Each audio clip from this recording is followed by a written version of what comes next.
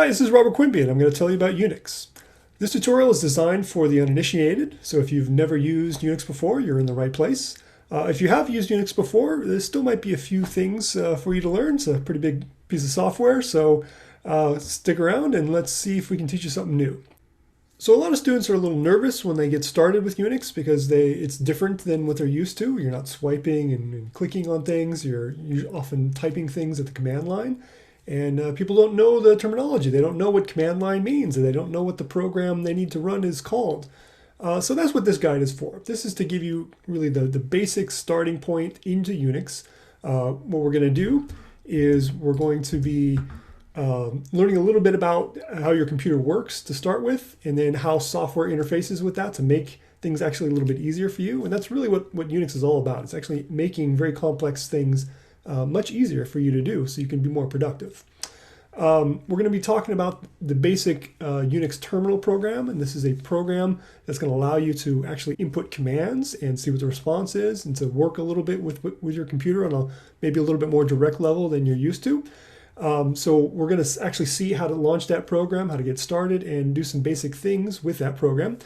Like create folders. You got to know how to create a folder and how to move from one folder to the other. So we're going to do that in a Unix setting. But really, there's way too much in Unix for me to cover in a brief tutorial like this. So this is just going to be a brief introduction, and I'm going to point you to a guide that'll go a little bit farther, and it'll help you to really get started and get comfortable in Unix. And I'm going to show you some tips how you can actually do things a little bit more productively right off the bat, so you can work more efficiently in a Unix environment. And once you can get there, you'll really start to see what the power is, and you'll start to, believe it or not, you'll start to like it. So I'm going to point out that the tutorial right off the bat. It's called Unix Tutorial for Beginners. It was written a long time ago, but Unix hasn't really changed that much. At least the basics of it haven't changed that much in decades. So it's a really good starting point for students. It was written with a particular audience in mind, and things have changed a little bit. So you got to keep that in mind when you're looking at it. And they do some things that you probably don't want to worry about, like they use this thing called a T-shell, which you may not know about. And that's fine if you don't know about it for this tutorial. You probably are going to be using Bash, and you should just stick with that. Don't worry about T-shell and all that. Okay. Let's get started with just the kind of basics about how your computer actually works. So inside the device you're looking at, there's some board that looks something probably like this, and it's got a lot of different wires and a lot of different components in there. And really how everything in a computer works is by changing voltages, right? So you have some voltage between some wire and some other wire, and depending on what that is, that can have logical repercussions and lead to a different set of voltages in some other place in the computer. All right. Everything is just based on voltages. So how you use a computer on kind of this hardware level is you pick a couple pins, like maybe these two pins here, and you put a voltage across those two pins, and then that is interpreted in a logical way by the board here and by the components on the board, and goes through these wires, and then maybe goes over here, and then goes into this central processing unit.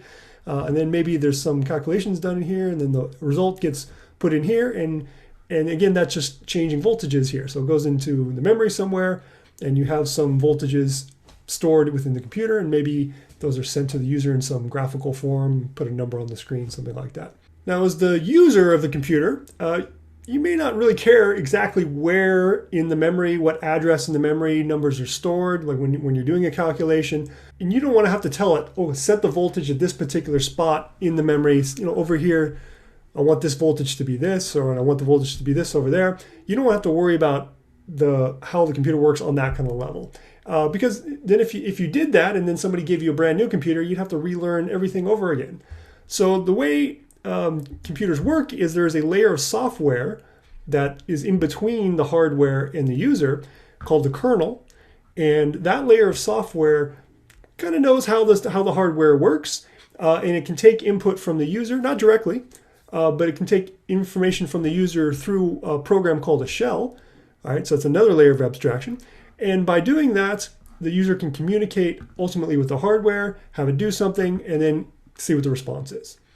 All right, so the key, again, the kernel is just a set of software that runs and talks to the hardware.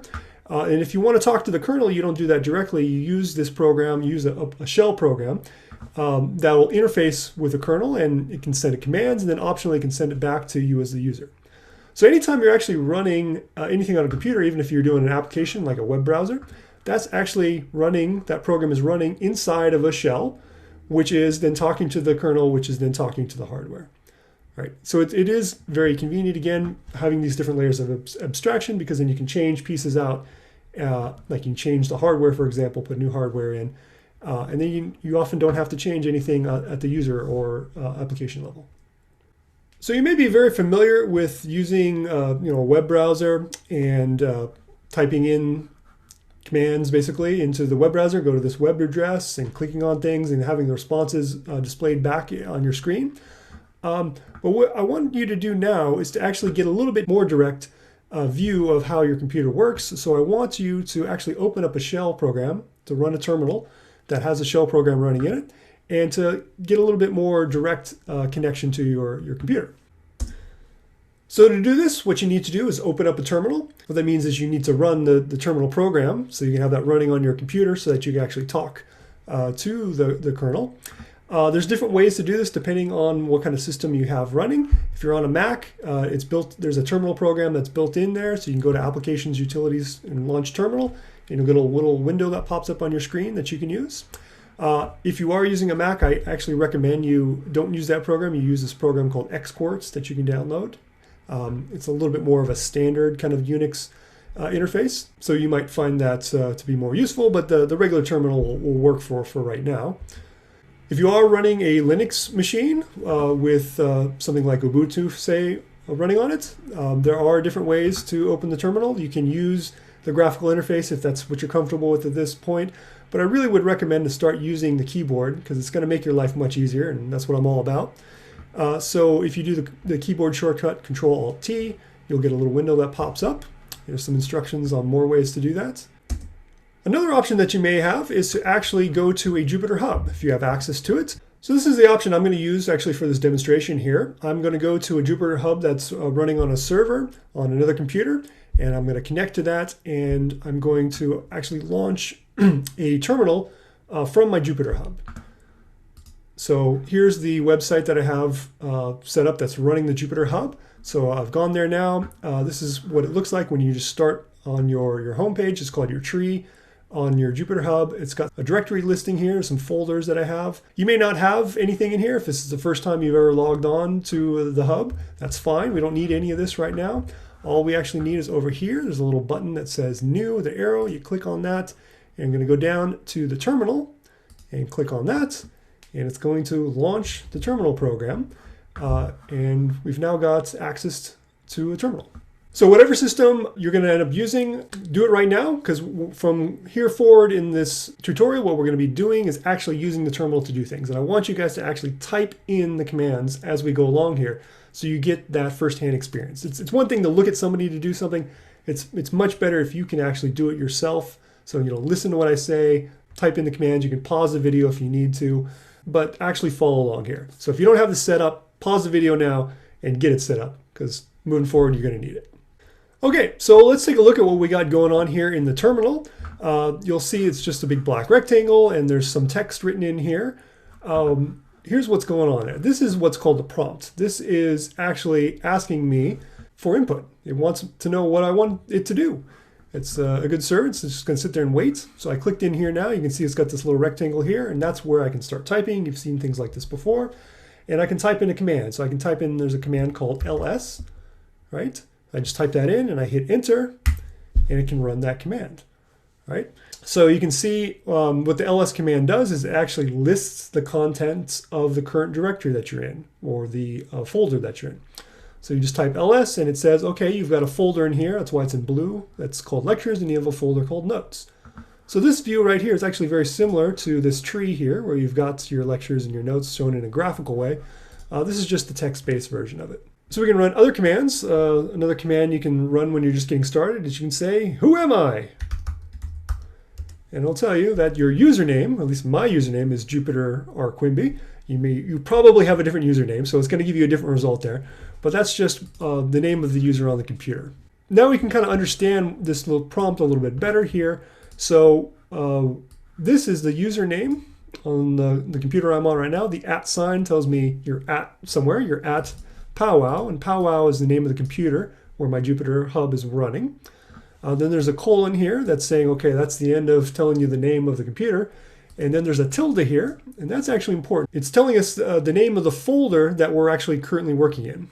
And I'm going to use folder and directory, kind of switch back between the two. They're both the same thing. So let me run another command here. There's a command called mkdir, make dir.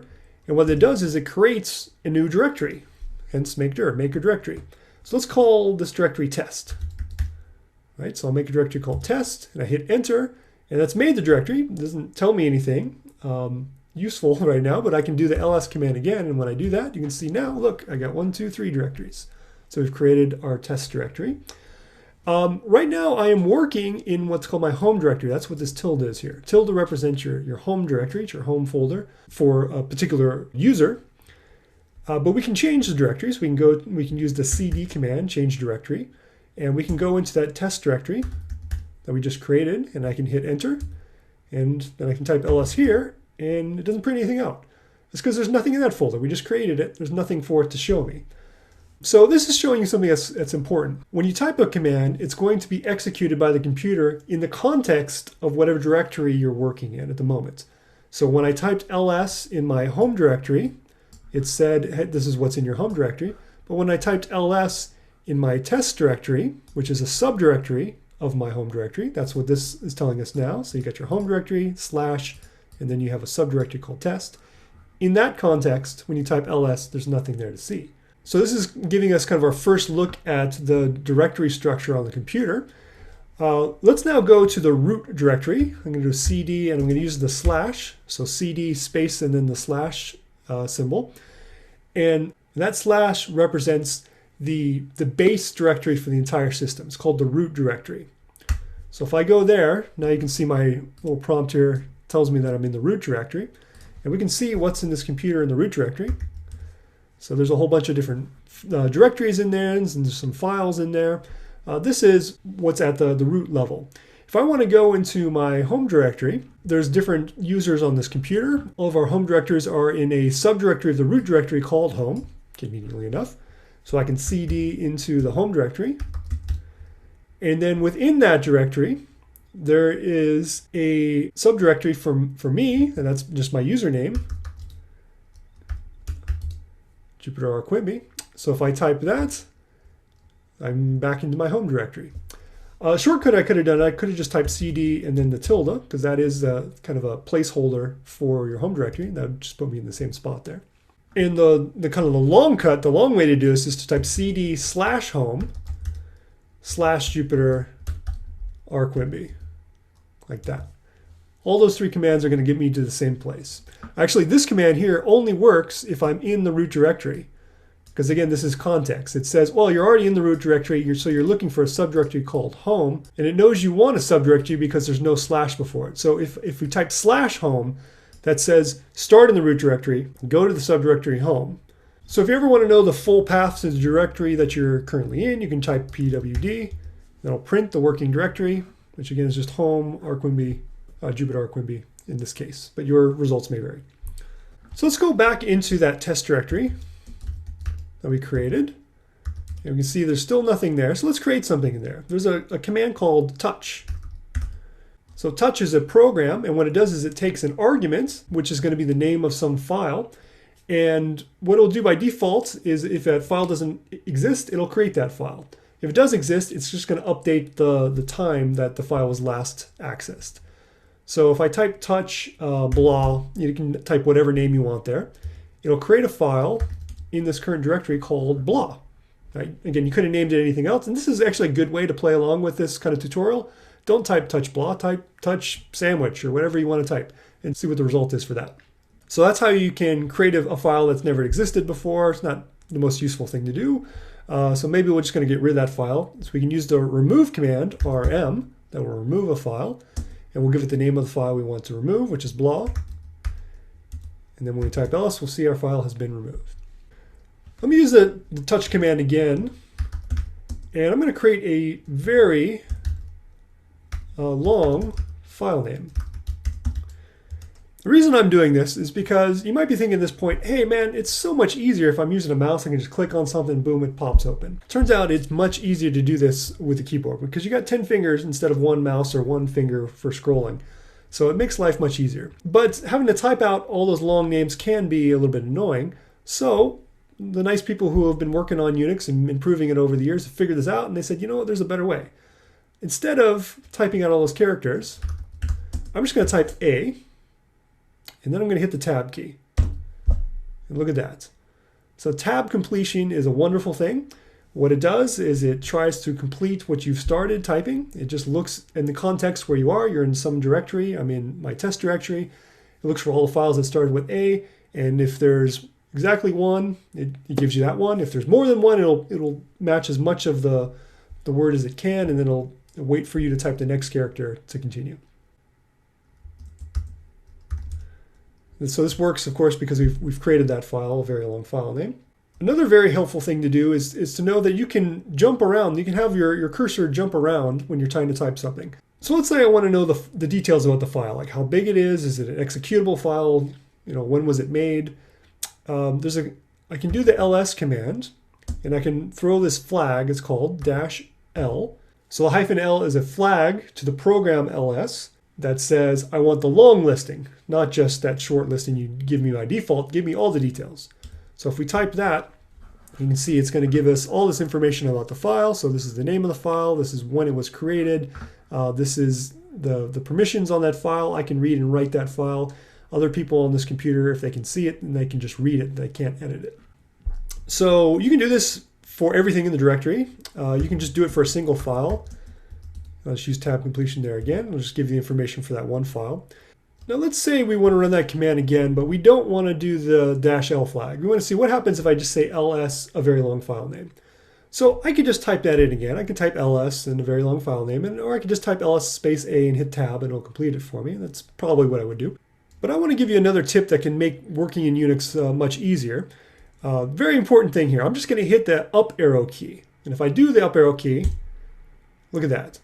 It gives me what the last command typed in is. So that's the last command. I'm going to hit up arrow again. That's the previous command. There's the one before that, the one before that, the one before that. Just keep hitting up arrow and it'll show you. And you can hit the down arrow and you can go so what the next command is if you go too far. All right. So very, very handy to know the up arrow command. Other things that are helpful is, let's say I want to do a different command. So instead of doing ls-l, I'm just going to do ls. So I can just use the arrow keys and I can go back like that. But that takes too long for me. So what I'm going to do is I'm going to type control and hold the control key down. I'm holding it down. I'm going to type A. And when I type A, look at that. It jumps all the way up to the beginning of the line. So control A jumps to the beginning of the line. Control E jumps to the end of the line. Very handy to know. So I'm going to control A, and then I'm going to move forward, just using the arrow key to move forward. And then I want to delete that -l. Notice I didn't move behind it. You can move behind it and hit the delete key. But what I'm going to recommend you do here is hit the control key and press the D key, and that's delete the next character instead of deleting the previous character. So I can delete, and then I can go to the end of the line here. I can hit enter, and I can see if I just use ls without any flags, it just tells me the name of the file. It's not very exciting, but all that moving around hopefully taught you something new. A couple more things. Cut and paste. So important. I don't want to have to type things all the time. I want to just have the answer appear magically. So if you want to cut, let's say this very long file name here. Let's say I want to cut and paste that whole thing. A lot of times I see students do this. They'll click on the beginning and they'll drag the mouse and go all the way across like that. That's fine. That'll work. But let's see if I can make your life a little bit easier here. If you just put the mouse somewhere in the word and you double click, look at that. It highlights the whole word just like that. And if you triple click, it highlights the whole line, right? So I'm going to double click again, highlights that one word. Now, if I want to take this text, I want to copy it, there's a keyboard shortcut to do this. I can go up to the menu bar and I can click on the mouse and do all that stuff. But, I got one hand on the mouse and I got the other on my keyboard. I can hit, for me, I'm on a Mac, so I'm going to do Command C, which is my copy command, and maybe Control C for you should check that. And then I can do Command V, which will paste whatever was highlighted, because that's what I just copied. So use this. I'm going to go Control A. I'm going to hit Control K to get rid of that. Look at that. So I recommend you kind of go through all these little hints that I just passed out here and actually give them a shot and get comfortable with them. Because if you're going to be moving forward using a Unix operating system, you want your life to be easy. And just mastering these basic little skills here, these basic little hints, is really going to have a big impact on your productivity. You can think like how horrible it would have to be to type a very long file name every time you wanted to do that, right? You're going to have some long file names that may not be so boringly named, but you're going to have some long file names, and there can be kind of a mental barrier to actually typing that in. And you kind of go, oh, I don't want to have to type in the whole thing in, but you don't have to, right? Anytime you get to a point in Unix when you think like, there's got to be a better way to do this, there probably is, right? Because remember, you've got thousands of people who have contributed to this software to make it better and better and better and make it easier and more productive. So someone at some point has said, I'm tired of typing all these things. Shouldn't I just hit tab? Wouldn't that make my life easier, right? So do take some time to learn the environment and to get more comfortable with some of the basic tips to make things work easier for you. Okay, so let's just go back to our regularly scheduled program here. I'm just going to skip to the end now because we kind of went over these things. And yeah, there's more keyboard shortcuts. If you go to this website here, it'll give you all those Control A, Control E. What do they do? You should learn these and learn, if you start using these keyboard shortcuts, make sure you know what Control Q does. Because at some point you're going to hit Control S. And if you do that, everything's going to go weird for a while. So learn what Control S is. That's your homework as a reader. And figure out what Control Q does and why you might want to learn that after Control S. All right. So now that you've got kind of the real basics of just how you open a terminal and the things that you can type in there and just basically how it operates, now you should dive into this Unix tutorial for beginners. Start at the beginning. Start with the introduction. This is really good stuff. It's well written. It's very concise. It's not that long, as you can see. It gives you some pictures to go along here. Read through all this and then go back and go to tutorial 1, work through tutorial 1, and keep going through it. And every time you see a command given in the tutorials, actually have a terminal open and type it in there, right? And make it your own. That's really going to help you with the learning process. And once you've got through a few of these tutorials, you'll realize that, hey, Unix ain't so bad. It's actually pretty good, and it's going to really improve your productivity moving forward in doing research. So have fun playing with these tools and enjoy.